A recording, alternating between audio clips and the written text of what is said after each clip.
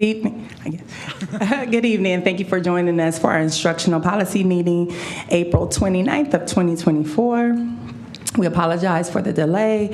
Our meeting time start is 4:30, but we had some technical difficulties. We don't have any need to approve the minutes from the last meeting because I don't even think we met. I know I wasn't in attendance, but if nothing else further ado, you guys can begin with your presentation. Great, thank you. Good evening. I'm filling in for Dr. Tamia Caver this evening, and first up on the agenda is discussion topics for the science, health, and AP adoption from Dr. Katrina Halassa.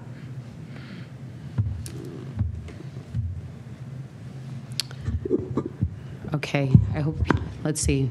My voice is usually a teacher voice, so it should be good. Good evening. So I am going to present the process and the final recommendations to the board from our committees. So I'm going to start off with the health. It's both science and health. K through 12 is our recommendations. Just an FYI, K through 3 has not had an adoption in many, many years, as well as health. So to be able to do this, I don't want to put the years out there, but there are plenty of years that we have not, and we've worked dual diligence to make sure that we were always on the most current with current information. So our adoption process, it began with our vendors made a PDF you can see of the technology questionnaire. Everyone has to do that approval before, because we need to make sure that they are capable of aligning to our electronics so that we don't have any issues, as well as alignment to the Ohio Science Content Standards and the Ohio mandates for that are law for health. A reminder, health does not have standards in Ohio. We follow the mandated laws that are presented to us. And usually every so often we have new ones that are being addressed. Our vetting committee process had 3 parts. Our vetting committee consists of teachers, K through 12. The initial vetting is, the rubric is there for you to see how they went through and looked at the electronic information. We also worked on student voice. Toward the end, it got difficult for some of our high schools because of testing and things that were going on. We did our best, but I told them to keep asking so that we could, still hear our student voices, even if decisions were sort of made in some ways. And it seemed to align, which was ironic in that process. Then we actually introduced, the vetting committee actually introduced the final top 3. They went to the vendors and they presented the top 3 of all the vendors, and they went through and did another rubric to work through that. And we met with our teachers and made sure that we had everything aligned, again, with the mandates, with the technology, and their needs in their classroom. The guiding ideas for this is obviously the graduate portrait of a graduate, and I'll just quickly remind ourselves, and I'll show it real quick. So we did go with the portrait of the graduate, both high school and elementary is our guiding. We also went with inquiry, so images of inquiry. From the earliest grades, students should have an experience in science in a form that engages them, that activates construction of ideas, explanations, and enhances their opportunity to develop the ability to do science. And that's from the National Council since 1996. And we use that as our guiding thing. And the rest is there to show you what kind of PowerPoint we presented at our first meeting with our vetting committee and our steering committee. So our steering committee consisted of individuals that were from the community, and we gave a presentation to them on April the 18th from 5, and it actually lasted till 8:30. There were so many engaging questions that were going on.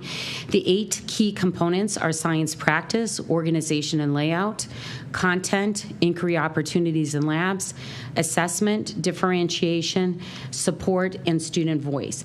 Again, the common recommendations for most of of these things were complete digital budget bundling, consumables, student notebooks, and a class set of physical books when they were available with the vendor, because some vendors are completely electronic. So where it was appropriate, we asked for a class set so that our teachers will have access for that in their classroom if they need it. And then we are recommending certain labs and kits that go with the thing, because science is not just a book. It is inquiry, and it is things that need to be done. So our goal is not just to have an equity began, if we didn't have the materials, to equality, but really we want equity and justice. We want every child and our scholars to be able not only to grab an apple from the tree, but reach it at their equal opportunity throughout. This is one of my favorite pictures that I like to utilize all the time from our EID, from our equity group. So in each of these slides, I'm going to just brush over. First, I'm going to go a deep dive on K-2 so that you have an idea of how they're all set up, and then I'm going to let you know what the recommendations are, okay? On each slide, we have the vetting team, and the one that is starred is the team leader. And you can see that the recommendation was McGraw-Hill, and the reason they recommended it, again, for science practices, is that the teachers were familiar with actually McGraw-Hill K-2 already with ELA Wonders. So that kept a nice alignment for that. Students will have consumable books. So these are the science practices, that we have. The big thing on this one is the partnership with Paige Keeley that engages students to encourage discourse. K2, kids love to talk and have that discourse, and we kind of need to keep encouraging that. We lose it later, and that's when we should be engaging that process.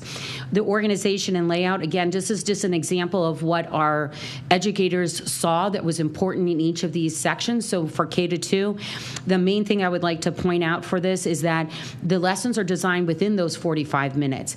And knowing that we're moving toward to give more time in class for science, this would allow our kids to be able to do this effectively and work through it. Then you see the content. And as if you look through the content, the main thing here is there was a diverse STEM career. So it wasn't just being a doctor or an engineer. They showed all kinds of STEM opportunities that our kids that may have never thought about. And so that's an essential real world problem. So that's one of the things they pointed out in content. Inquiry opportunities in labs. The one really cool thing about this group is they have a material list, and they also are interactive, not only labs that are hands-on, but also virtual that could be used when needed.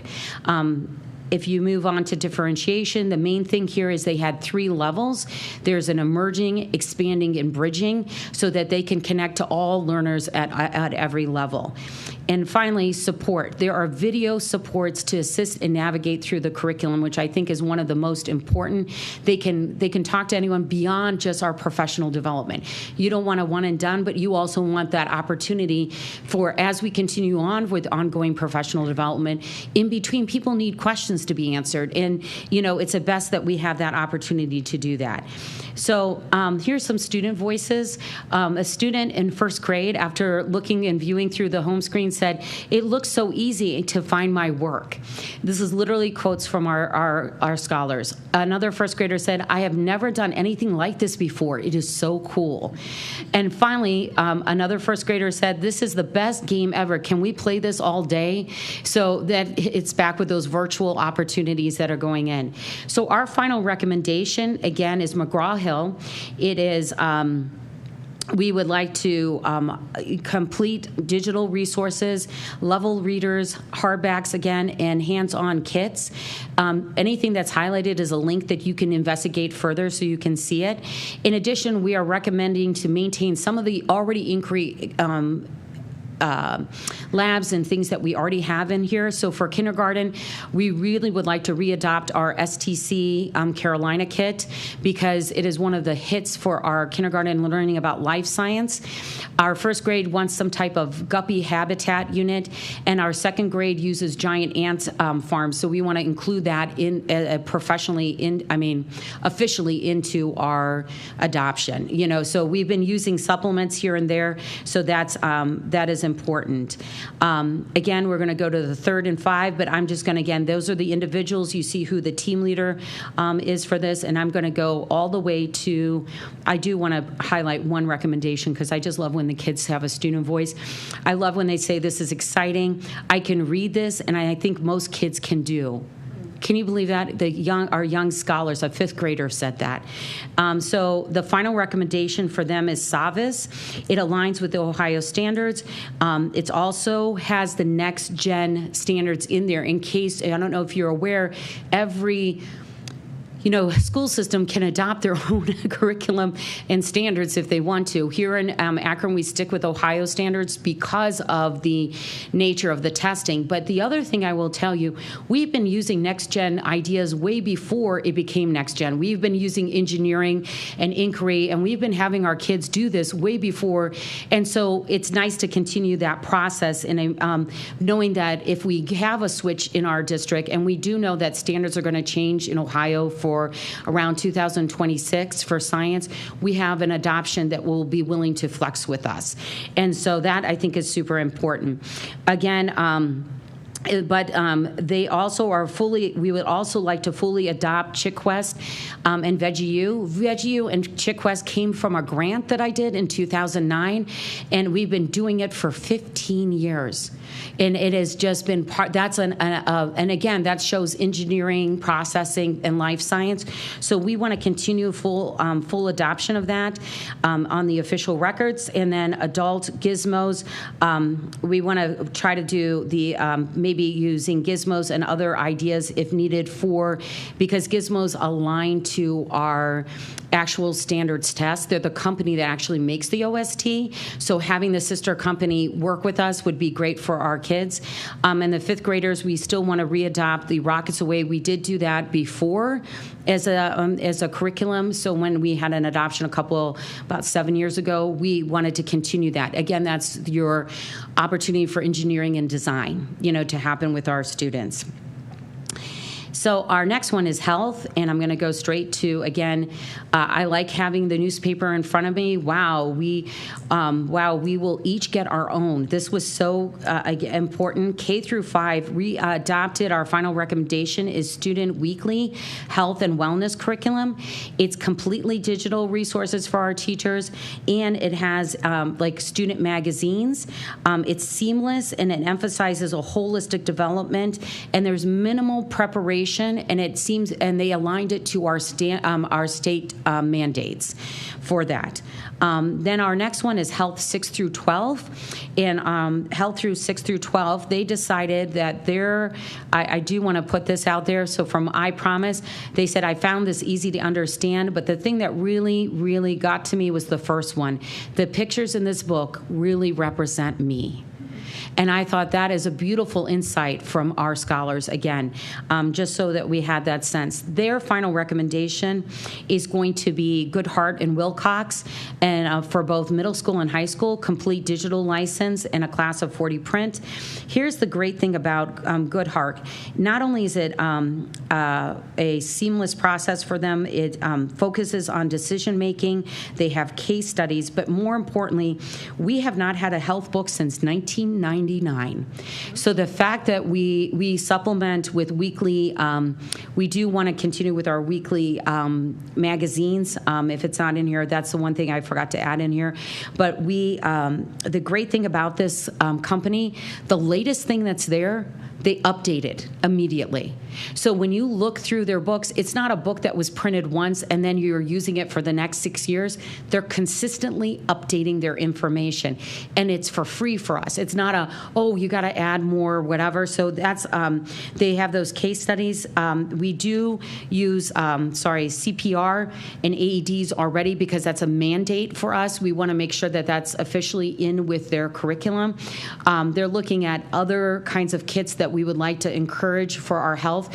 If we haven't figured out that SEL is so important and that our kids are wanting someone to connect with them and having the tools to connect with each other, so our health teachers would like to continue that.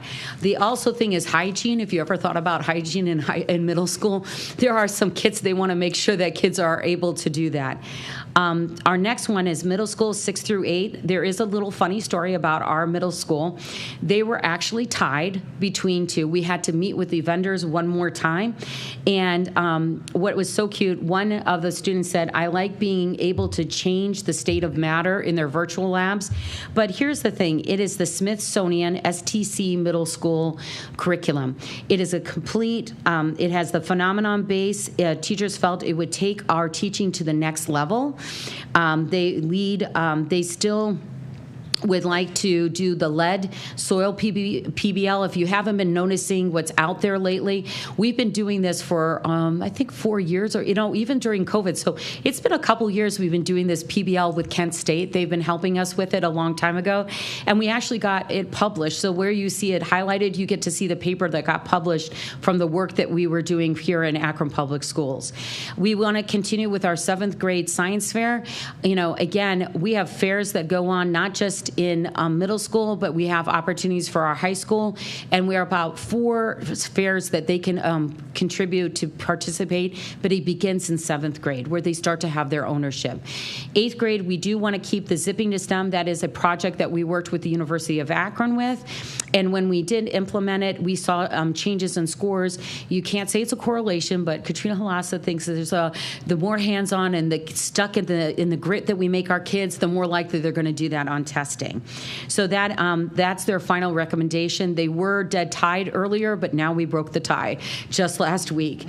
So high school science, we have what you're going to see in a few minutes is there are different vendors, but they are due to the different contents. You cannot use one vendor for a grade level. Do you know what I mean? So like you can't say 9 through 12 is going to use this person. So as you take a look at this, again, this is all for your reading to see the content and the support.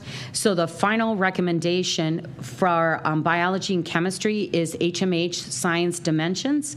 The reason is that the biology has an OST testing course. It was very nice, the alignment, the student digital book, the lab materials. It fostered student engagement with phenomenons. It was well developed in its hands-on. We do like to recommend that we continue with Gizmo, which is an extra, again, for that alignment for testing year, because it aligns to that. The physics and the environmental pick the same vendor, and they pick Savis as their recommendation. So as you look through this, they had complete digital license. We would like lab materials with Flynn. The fact that they connected with one of our vendors for buying supplies and it's aligned to their work, it will really help our teachers with that. The units are anchored in phenomenons. They claim evidence and research, which is CERs that's been going on for a while as a strategy. And there's a wide variety of physical and virtual labs, especially for young people that when they're not there, it's so nice. Like for example, the Gizmo that we use for OST, I'm able to give something to a student, they're not there, but if they do the Gizmo, they got the lab process and they're actually, working through it. So, and then there's another adoption we would like to recommend, which is called Whitebox. This is a CAD program. And for our physical science kids, if you think about it, if you've never done a CAD program, you don't know if you want to go into engineering. And we've been doing this, again, since COVID. Prior to that, we've been working with Whitebox. It's a Flynn company, and it's engineering and design. So the kids have to do iterations, and it's a very great hands-on opportunity. And then that allows them to make some good decisions for their pathways when they get into high school. Our next recommendation is anatomy and physiology. You see our team. And as you look through it, our final recommendation for them was McGraw-Hill. And they really liked it because of the claim, evidence, and reasoning again, that CER, so there's that continuation of it. It both geared toward high school students. A lot of times when you get books that are anatomy and phys in particular, in astronomy, these are like your third level science class that students can choose. A lot of times those books are geared toward our college students, and so the fact that this was very user-friendly for our high school students is important. Again, we want to continue with the adoption of Flynn kits, anatomy. We want to, for our astronomy, we want to keep going to the planetarium, of course, because we have one in our backyard, and our high school kids have utilized that just as well as our fifth graders and our kindergartners. So we would like to continue with that. They had a thing called Astronomy Day that we'd like to bring back. We'll see how that goes, which is a whole day kind of opportunity. So our next one is physical science, and for the physical science, the final recommendation is McGraw-Hill Inspire. It's a STEM unit project. It's based on real-world phenomenon. Again, they have virtual and physical labs for our kids. I find that our scholars do really well with those hands-on. We would like to continue white box with this group for physical science like we would do for physics. And I think the earth science was also with the earth science. So the physical geology, which is earth science, many of you may know it as earth science, but it's actually called physical geology at the Ohio Department of Education and Jobs, I think, or careers is it called, and microbiology. The micro is one of the books that we were like, a little filter on because it is a higher level college book, but it is for specializing in giving kids, especially those who want to go into nursing. It's a required course for nurses to have, and that gives us an even playing field for young people that we may not have exactly pathways for every field, but to give them that opportunity to take it. So their recommendation is Pearson and Mastery, and they have again a smaller group that usually uses this. We want to make sure that it's embedded videos. They have mobile field trips that the students can be involved in animation to help illustrate geological processes are also there with it. Our next one is forensics. I know we have a lot in science, K through 12, health. We're rolling it here.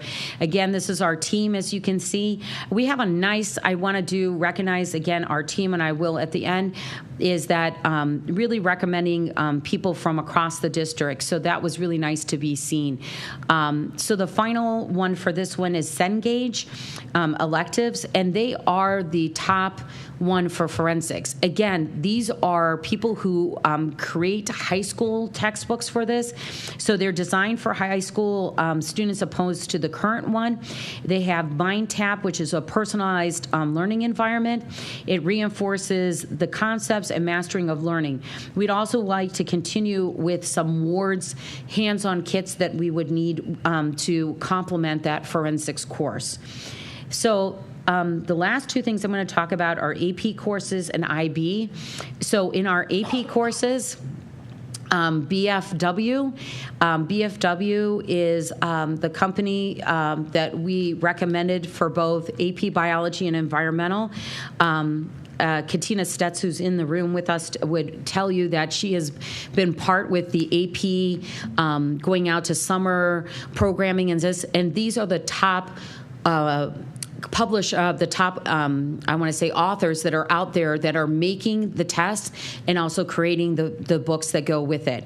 So again, they would recommend that we have the AP labs, which we always have purchased in the past, and then we in the science department make sure that we refurbish.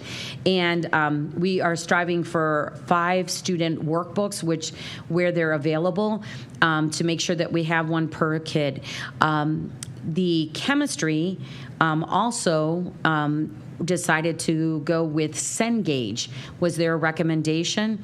And so they have complete digital platform for the teachers. The classroom set, again, of 35 hard books in case we're needed. And they also want the Strive to 5 and complete AP labs that are there. That's our AP chemistry. Our AP physics would like to go with Pearson Mastery. And the reason that they want Pearson Mastery is because of the lab materials as well as prepping each student for the actual AP exam. It was very well aligned to the AP recommended. So you can see that there are 3 different publishers for this, but each one is geared to being the expert in their field in that content. And finally, we had our IB courses that we're able to do, and we're hoping to see a growth in our IBs, and that's why we're kind of excited with them being on board with us for the adoption. And I think going through the process also helped them as well. So for IB, their recommendation is a holder for the IB biology. They loved it because, again, open-ended labs and inquiry. The textbook breaks down the understandings and the guiding questions. That is huge in IB, and they wanted to make sure images and drawings are huge in the biology section. It's a little different than in the chemistry and physics. And finally, the IB chemistry and the IP physics want to go with Cognity, and that is a completely digital online, but they want to, they have also courses that they have to do lab inquiry and things with it. So that was their final recommendation, and that is the final recommendation that I have for you today. I will tell you that we have some of our committee members in the back in case you had questions that wanted that deeper dive, because my job is to guide and provide all the rubrics with Jonna O'Neill, my coach, is so instrumental. We would have never gotten through this, and we want to recognize also Adam Motter, who helped us, what he did with his social studies, that we were aligning with everything that was needed. But it was definitely a feat of October all the way till April. We lost a few members on the way, but we had definitely, I would want to commend every single educator who stuck with us till the end, because reminder, this is volunteer hours. There's no financial award that goes with this. It's by law, that we provide that. But the one thing they do receive is CEUs, which is wonderful. And we argued a great deal because we decided to give them all the vendors. We did not, as a science department and health department, did not narrow their vendors for them. And I thought that was very important that they had the voice to be able to go through everything. It was a little overwhelming, but they were kind, and everyone made it through the final finish line. And so that is our recommendation for K through 12, both health and science. Thank you, Dr. Halasa. Does anyone on the team want to add or have anything to say? If you do, please come to the mic if it's anything that you feel you want to share. And I definitely want you to be seen, because this is how excellence looks different. To be committed and to finish the course. Yes, and you can introduce yourself. Yeah, you can sit at the stand at the podium. Okay. Hi, welcome. Good evening, everyone. I'm Mr. John R. Short from Higher CLC, and as part of our wonderful vetting committee. So you kind of asked what were some things I wanted to add to it, and I would guess probably one of the most important things are the students and hearing their voice with this whole adoption and getting really their voice heard, and really wanting to hit home that to the rest of the team, but as a team as a whole, our vetting committee is just the high inquiry. That was with the Smithsonian, Carolina. Just a really, really high level inquiry that was in the program, in the textbooks, the online textbooks, the labs, the even hard textbooks that the kids were looking at and using.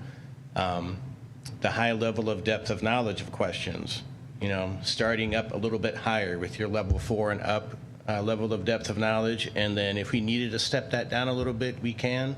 But having it up here at a higher level to challenge those students and really get them involved at a high level, because they're going to need that on their state testing. They're going to have to be exposed to that throughout the whole process.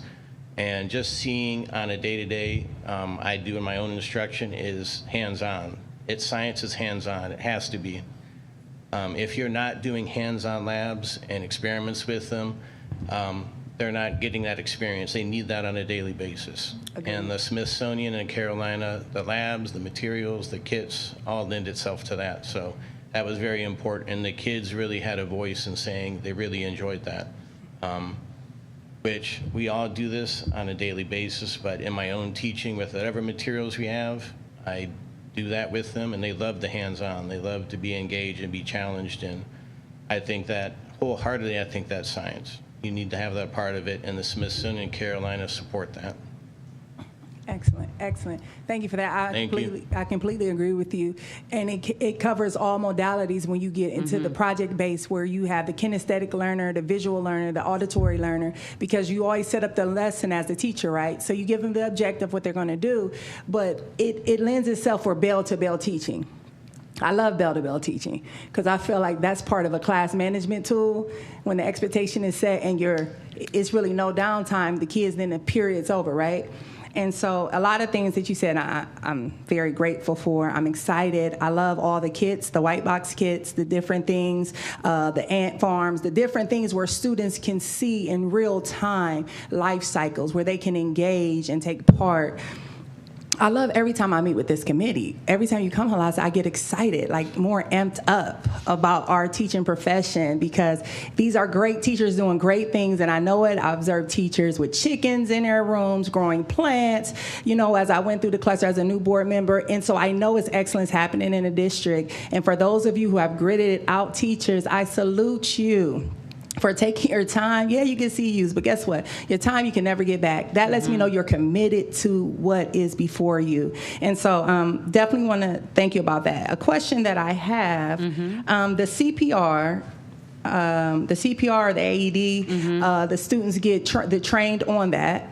As I'm understanding it. Now, do they receive the little card, the certificate? So they are not certified. They are exposed to it. That is what the law asks us to do. Exposure, yeah. So because then what would have to happen is each of our teachers would have to get certification to be able to certify others. Do you know what I mean? Like, they know how to do it and they're certified, but they don't have that next training of trained trainers, right? So that's a section that we could evaluate and look at. But at this point, no, it's to make that mandate. And we have done it in different ways throughout the district, but we made sure that there were, years ago when it came out, that mandate, we made sure that we had them in every middle school and every high school. We just want to make sure it's on the actual book adoption as a supply that needs to be, replaced, because those inflated. Yeah, understood. Yeah, they need to be replaced. They're not always. Somebody beats them up every once in a while. Yeah. I just wanted to ask about that because I wanted to know, then what was the assessment with that? Because it's a life-saving skill.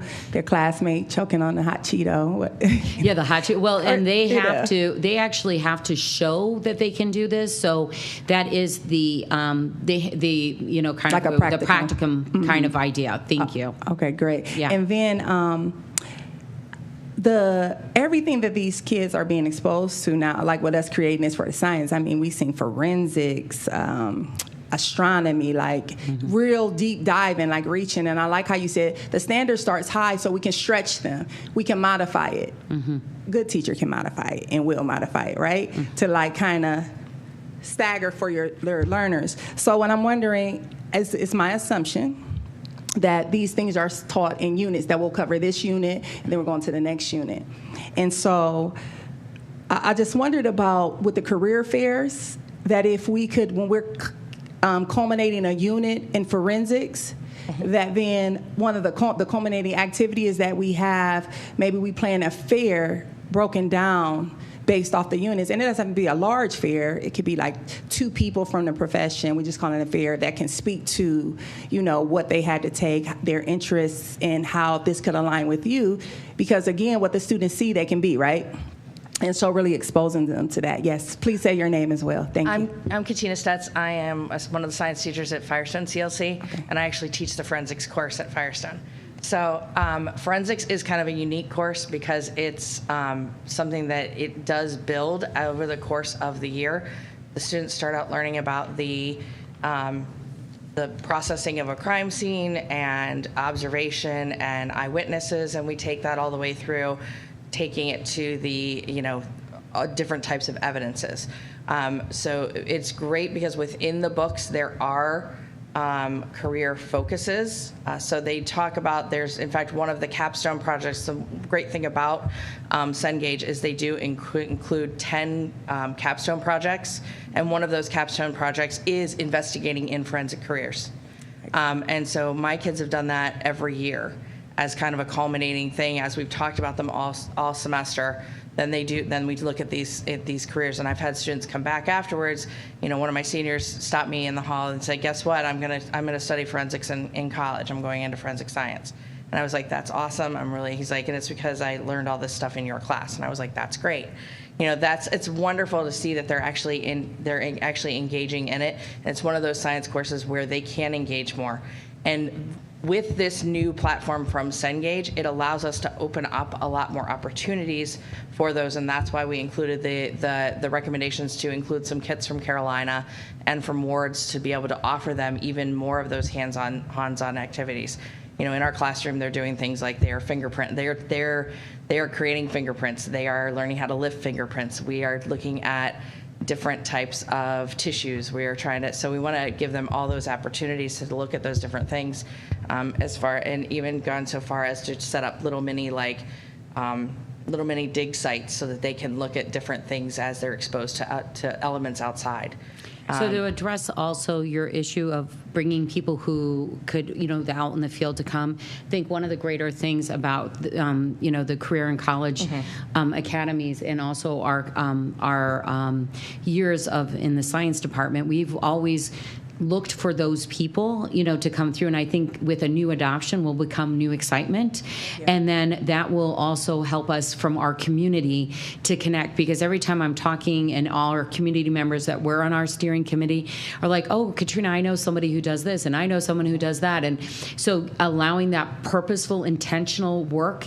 I think the latest one, wouldn't you say, Marcy, is the polymer science group that's willing. I'm actually piloting at Buchtel one of the units for so with polymers, in there doing some work right now, and I am working with our young scholars, and they're going to introduce the polymers to them with two of our community partners that as well as having someone from the polymer science department come in and judge our kids' work and evaluate their work for their presentation. So I think you're going to see more and more. We originally in the science department had a lot of that going on at the beginning, but as time goes on and we have new initiatives and we're all trying to, we can't grab from everyone, so we're all eventually going to kind of align that more intentionally. And I think I've had a great experience always working with Marcy Ebright, and when she was in our department, and let alone with Essential Experiences, and now moving into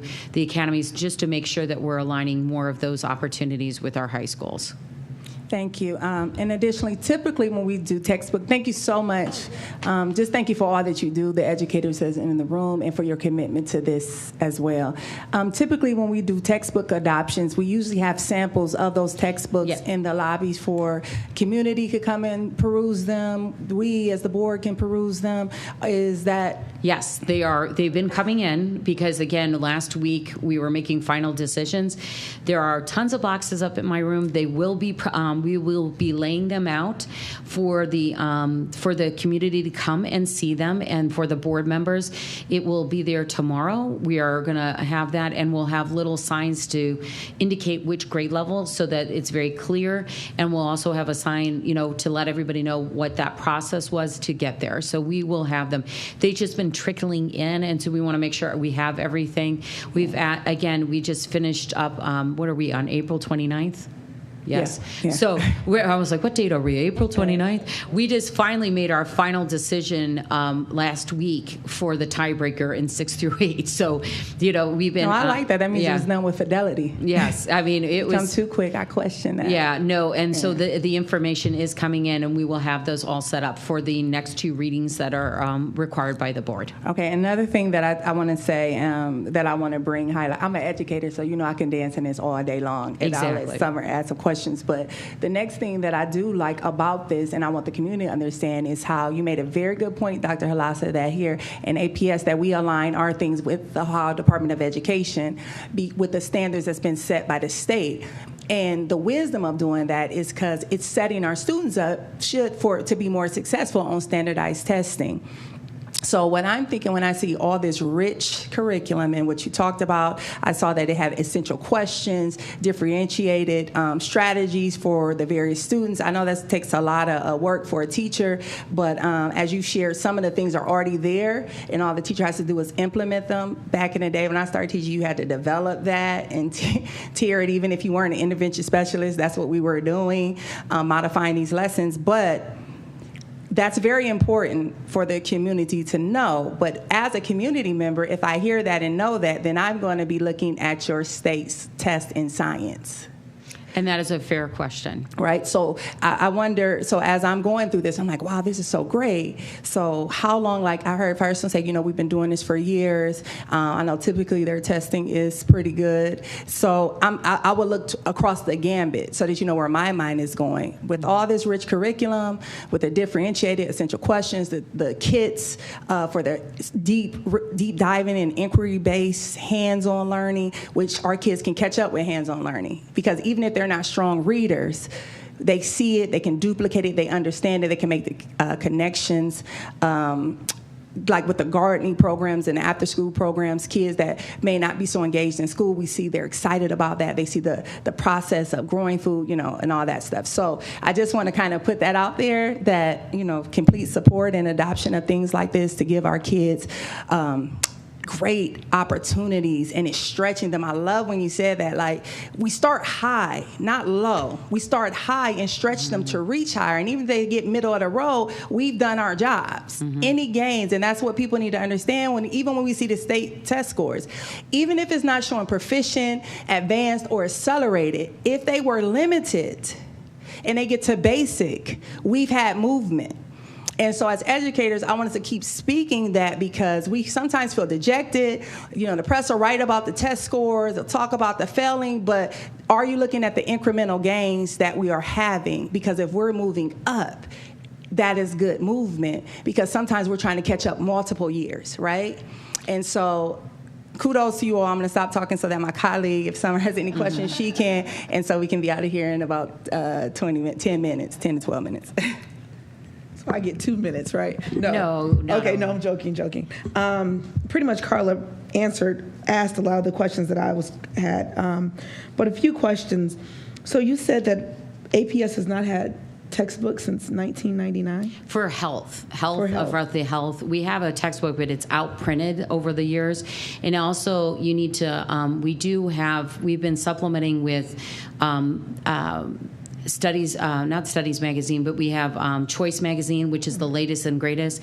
And our teachers, we have been creating materials for our teachers to use with that. And that is very important because it's right at the moment. All I'm saying is the book that is being adopted is going to not be one of those stagnant kind of things, like it's printed in whatever, and it's too late or whatever. They're updating it consistently, and that's what Good Heart always does. That's what their specialty is, and that has been on the back burner for a while in our district. But we have not left our students behind. Okay, so I wanted to be clear. We have not left our students behind. Right. We have still been pushing, and our health teachers have been amazing in making that happen. Okay, awesome. And then, when we talk about partnerships, we have all these partnerships right in our backyard. As you stated, Pulmonary Science, University of Akron, Forensics, City of Akron Police Department, and when you also touch base about CPR, I know at North High School, they have a program where they do the CPR, and those kids are actually certified. Right. And they were talking about, when I went there, we were discussing how to get Narcan. Because when the Summit County public health workers come out and teach about Narcan, CPR is added. So if you're going to teach Narcan, which I do with the Merit Citizens Institute, we educate residents on Narcan, and also they leave with the Narcan without any questions. I want to make sure everyone has it. They have to learn CPR also. So how can we incorporate, one, getting our students certified in CPR? Because once you get to the high school level, those kids that are certified with CPR can be babysitters. Right. So that's one step up versus them having to go through all the training at Red Cross. And then also to bring Narcan in also, because that is one of the top deaths now, people dying from opioids. So we have Rachel's Angels that actually addresses some of those Okay. things. So we've had that for since Rachel passed away on DeMeo in 2017. Her mom created a Rachel's Angels, and we have been a nonprofit, and we've been working with them. And so they have been going into schools and working with it. The Narcan is something that we've been debating back and forth, and I appreciate your insight on that. And so I will do my due diligence to investigate that further.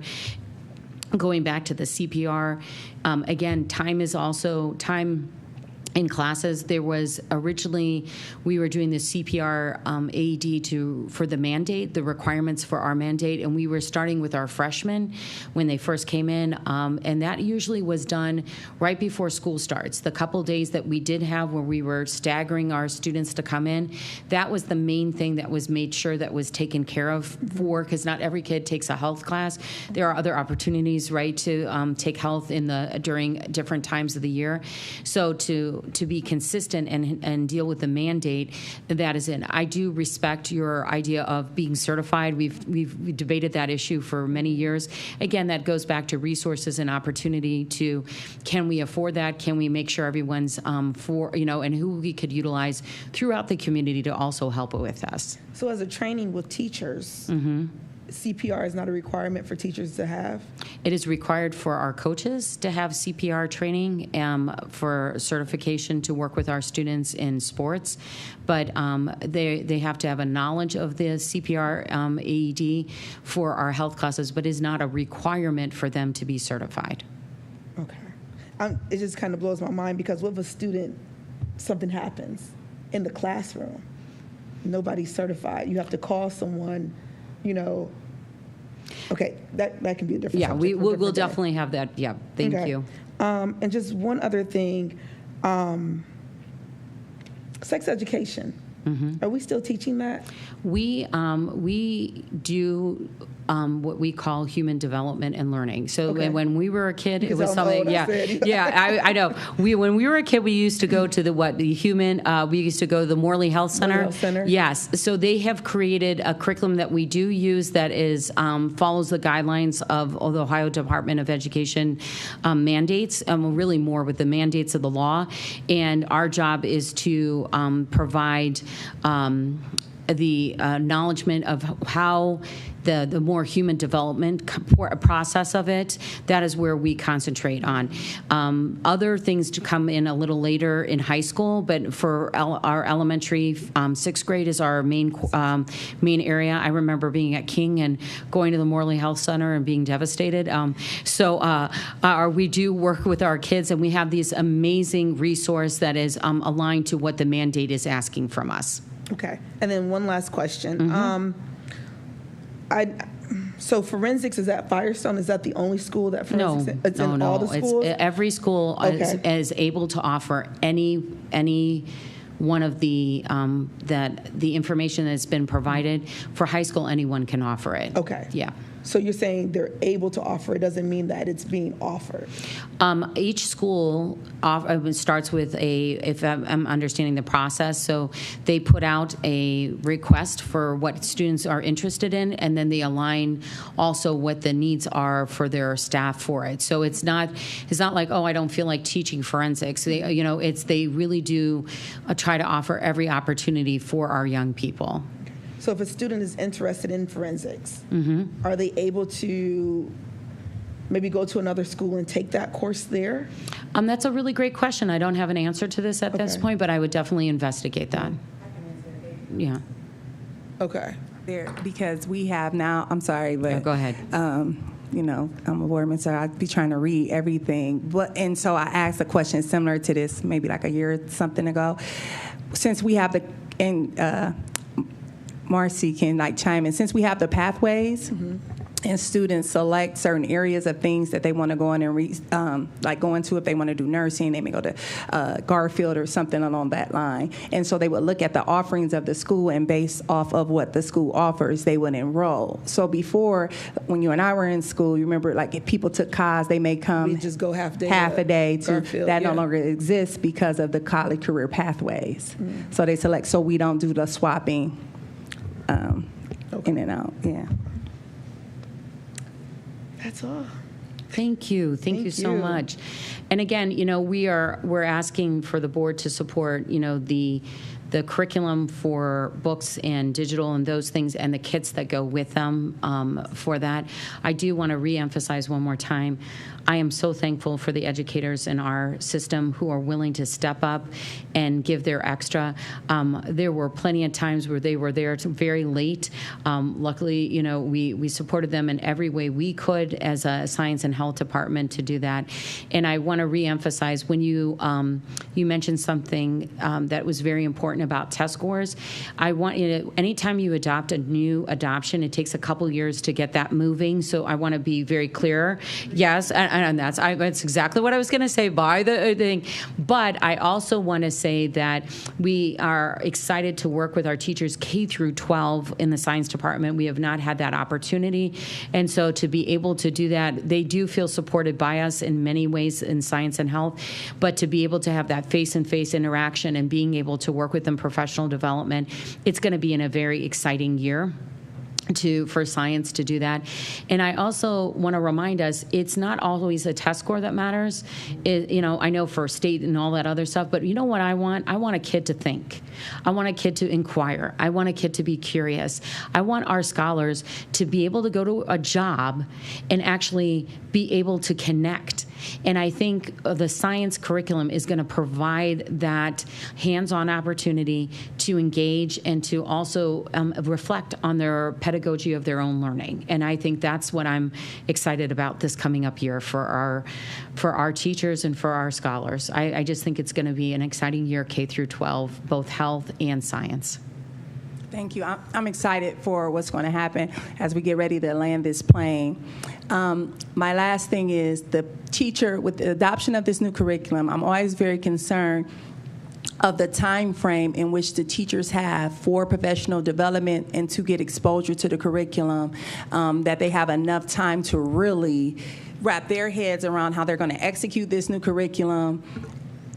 Yeah, so I'm just... Dr. Kaver, she's on it already with me. So we are creating a professional development plan. As we engage with these vendors and publishers, they are also providing us what the PD that they can provide for us from their end. And we are going to be looking for leaders to emerge in each of the grade levels to be that go-to person that also will help. So there's a variety of ways to get, professional development.